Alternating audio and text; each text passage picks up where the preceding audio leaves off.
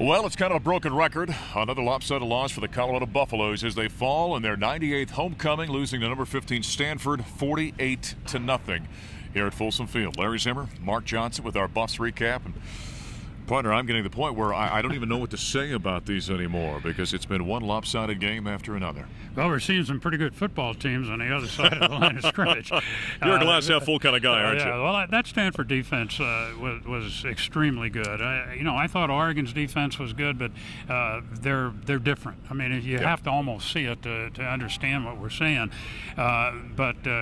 Man, Colorado couldn't run the ball. Minus 21, and that's so misleading because 19 of that was on that fumble and sack that Connor Wood had. But in college football, with the sacks coming off and everything, but still, minus 21 yards rushing, you're not going to get much of an attack going if you can't run the ball. Yeah, put this in perspective. Stanford has given a minus yardage net now over the last three ball games minus rushing. 34. Yeah, they've been outstanding in that regard. For the Colorado Buffaloes, though, last week we talked about, is there a quarterback issue out there in regards to who may start? Jordan Webb, of course, gets the call again today. We saw Jordan Webb. He was picked off for a touchdown by Ed Reynolds. That made it 7-0 after the first quarter. And then Nick Hirschman came in, and then Connor Wood came in. And when I asked John in the postgame, he kind of chuckled like, this thing's totally up in the air. I doesn't know what to do with it. Well, and I think that I agree. What do? Do you go down and get one of your other quarterbacks and bring them up? I mean, these are the three guys that are your quarterbacks right now. You can't go trade for one. If you're in the NFL, you could probably. Although they're looking for that option, if maybe they can. But I saw a few good things from Connor Wood today. I wouldn't be surprised if maybe he gets a shot. I sort of would like to see that, Mark, to have him start a game rather than come in when he's 35 points behind or something like that. So, but we'll see. We'll see what happens on that. I think the better quarterbacks are not playing right now, and they're one is here, Shane Dillon. And one might be up in Spokane, Washington, who's an incoming freshman. Yeah, you and I can talk about that. They can't talk about that. But no, this team is going through problems right now. There's no question. But they seem to come back and want to play every week. And I see it more in the Tuesday practices than in the games. But you're closer to it there. So I don't know. The fans just have to be patient. Everybody has to keep up.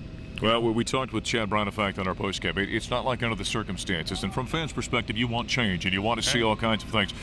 There's nobody to bring up off the practice squad. There's nobody to trade for before a trade deadline. This is the talent that this team has for the rest of the season, which then brings us to the last three games. Buffalo's next week in Arizona, then it's Washington at home, and then finally they wrap up the day after Thanksgiving against Utah. Yep.